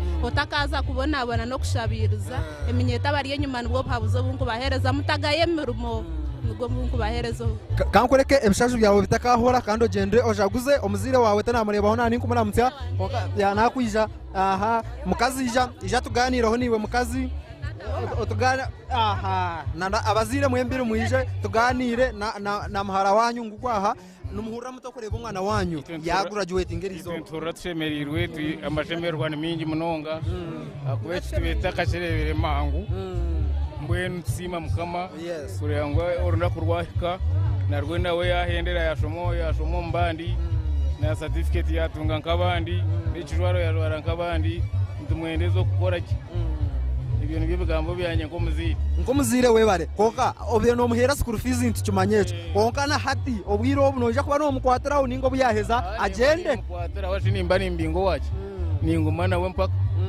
omburungi no mbubi niza gumani mukwatira ngo warahira rukushwera nyinawe no mburungi no mbubi noja guma mukwatiro iwe nko muziro mukazi no hurota amashamero rukoreba mukamera noni mpura ina amashemerwa gamane munonga tumanani ndebo mwana wanje erize betu twari yatisya ubuzima twashemerwa twareba abantu batahibitu abazire ubuzima yato mukitinisha cyamana kandi simo kushoma kurangwa akataho mutuma yashoma aho abakuremwa konko mukigwita kumusema akashoma yayeza nawe yatoreka kitinisa yazwara kandi ebinde bikoyengera yo mukama ryo muhwezi witu mwana go naje gumza munashoma nebyo mukama amina nkabazire katubareke muze kujaguza enyama zanyu zitakahora kandi ubuzima mwe bare kushomesa abana abakiromba reba GNTV tukiroho tugendo mnisho no funaho interviews n'abazire batari bamwe na bamwe omuri aba kandi omuri yago majingo twinoho Dr Bishop Cyrus Tayibwa wabasa kukikaha mukoro ntuje kumushaba ayatwereza kirekeye tuganire munawe kandi katubanze tuganire mu nangwa na principal owishomero I understand teacher yes or tutor hishomero kandi we understand na gambo rujungu we don't know whether you will try Ankole or English. Okay, you can join me here. You can join me. With me, I have a very big man in the institution, and he has been the one reading some names that have graduated today. I don't know whether, sir, your name, you can introduce yourself to the viewers of GNTV. Nice to see you, the viewers. My name is Engineer Odongo Pius. I'm an instructor here. I'm also the head of, the technical practical workshop. I had a lot of things, and that's all I can say basically. I'm too happy to be in this place.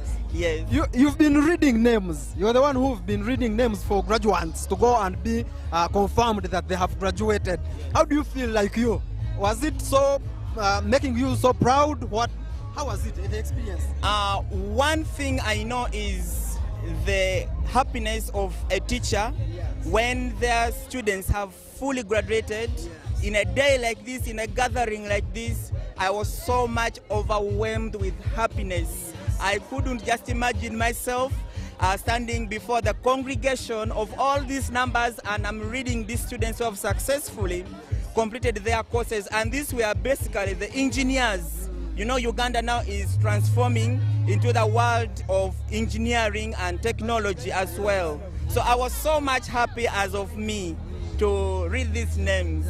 So we understand you're dealing in science part of the institution. Okay, if I may say, do you feel that the much energy you're giving in is going to help these students when they go outside? Yes, absolutely, it's true. The skills, number one, we don't only give them the knowledge, we also give them the skills. And the skills, these are the skills that the industry outside really requires for them to have to go out, because these are problem solvers. These are people who are going out to solve problems in the real world. So what we give them here, it's sufficient, I could say. It's sufficient enough for them to go and solve the problems. For example, we have building construction. I'm an engineer by professional, but I teach all of these courses. We have agriculture, we have plumbing, we have hairdressing, we have tailoring, very many courses under technical. So when a technician like me is talking, I feel so proud because these people are really happy, and the viewers also who are outside there. In case you get any of these, employ them. I trust in them, because one time a wise person told me that, how can I train a learner and I fail to hire them? I can hire my own learners, and I'm also giving that confidence that you can hire them as well. Actually, that's a very good say, that if you educate someone or if you train someone, you should be the first to hire him or her, because it shows morale and, you know, other people outside. Your last words to these graduates? They have finished, they have gone to the real world now. Your last remarks to them? My last remarks to these graduates who have finally completed their courses, I want to tell you that don't listen to the word that things are hard. Things are easy in the world, because what we have equipped you with, there are really enough for you to give solution. Everything is easy. Go out, work smart. I'm not saying put on smart on your suits, but work smart with brain. Everything is easy. As of me, I am where I am because I was working smart. So world is easy. They're going to make money. They're going to solve problems. And the viewers as well, when you meet these people, trust them. Because today that we have put them into that power, we know they can. Yes, that's my few words. And others who are outside there, we still welcome you to the course at Ankole Institute. Join us. We study together. I'm willing to teach you. I'm willing to learn with you here. Because learning is not only me teaching, but also learn. Thank you so much.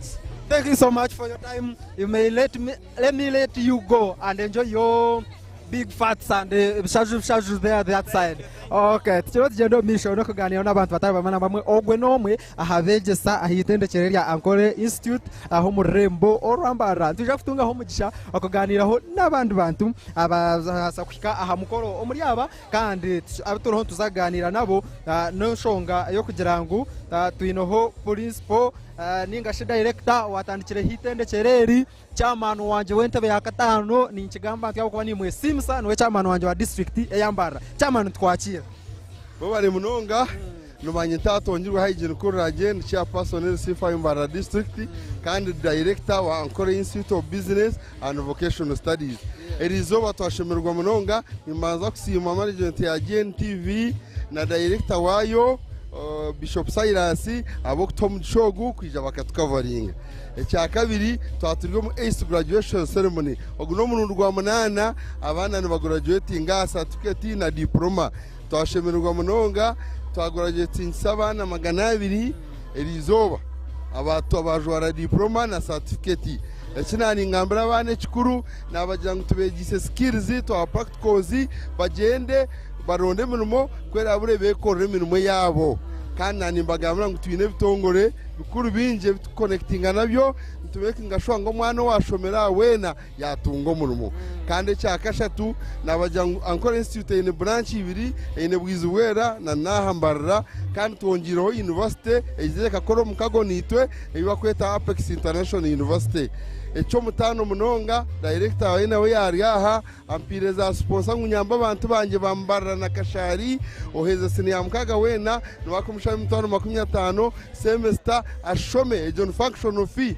yone yaginyiraho agwa abantu bakurugambarara bakomba shashwa function fee yonka konka bashoma abana ba Uganda abana bambarara echo champaman munonga mwena bazire nabagambira ekikuru no kushomesa omwana oshomesa omwana no murundi yentebe yo misho shomesa abana mukamagumeni nka chamani akabuzo kamuheru ndukureka hariho omuzire wako yariyo kwa heru nayebuza ati nkitwe nkabazire tukwenda twara abana bitu ara Ankole tukumanya mwino bwa basare nko muri Mbarara district waragamo ine basare ninga no basa kushayira itinga nacho abantu abo kwenda kureta bazire tukine emyanya Ankole Institute bwizubwera na Mbarara mwije muze bwizubwera no jena ne mtware rwa admission kwa half basare abo kurugambara bona district abakashari no watunga half basare nangana abo kuruga handi twareba max zawe zunungi ntugire twakwatarayo emyanya tukijino mu technical no business orwo kubanza mwena mwije no ijana max zo mwana na mtware ibiri admission rero tureba max wanuruga kashari twa half basare wanuruga handi turebe twakorra kurugiro mwana wo kwasingira emyanya tujine Mbarara na bwera abana bona bijosho chamani kankoreka zo kurya inyama zawo zitahora n'abagenyi bawe kandi aho chamani ariho nakiganira kandi nangwa nuwo mukama witendekerere yenyine utandukanya nawe awargayo no kumanyisa abantu ari kugira ngo bacoroho za business zitari zimwe na zumwe kandi twagitwa mu gishani ngashi twatungo mu gisha okwegitwaho Bishop Dr. Cyrus Tayebwa omwe washomeroho na mukama wishomereri ningashi na mukuru witendekerere nabweco ebintu bicoroho bigendo misho no ebintu bicoroho bigendo misho kandi tucoroho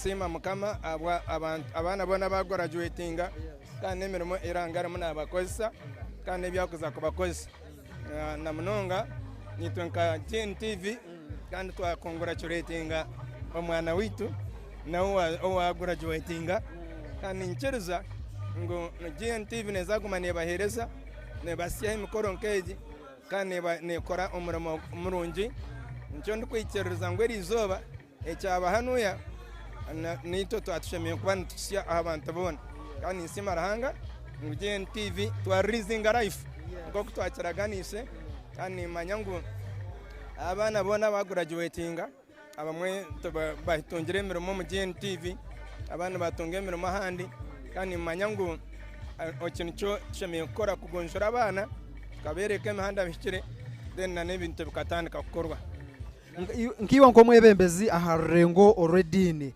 noterera muranga ki na munonga aba bana abaza kuzo fields because hata nibo batandika field nibo baza ku experiencing life yenyine no baterera muranga ki aha murango gonko baterera abaza mu field no kubagira ngo emico mirungi emitwarize mirungi okugira obwesigwa okumanya ngo obutapapera bugiga obutapapa kugira ngo nayenda ngo nchakare ashike nagiga haraho natunga ebyona okwetwara kana no kumekinga sure ngo ombarana bakora bembeze Ruhanga ensege gira mu corruption abantu binje baza ombere bwenguzi bakora ebihagaro bakora ki konka kandi ntwetanga y'umurembe kandi ogurije kwimuka kakora ebintu ebishikire kandi babyo nibo babico kureberaho cya abantu abashomira mu ishomero ry'erungi kugenda bakakora ebintu ebishikire so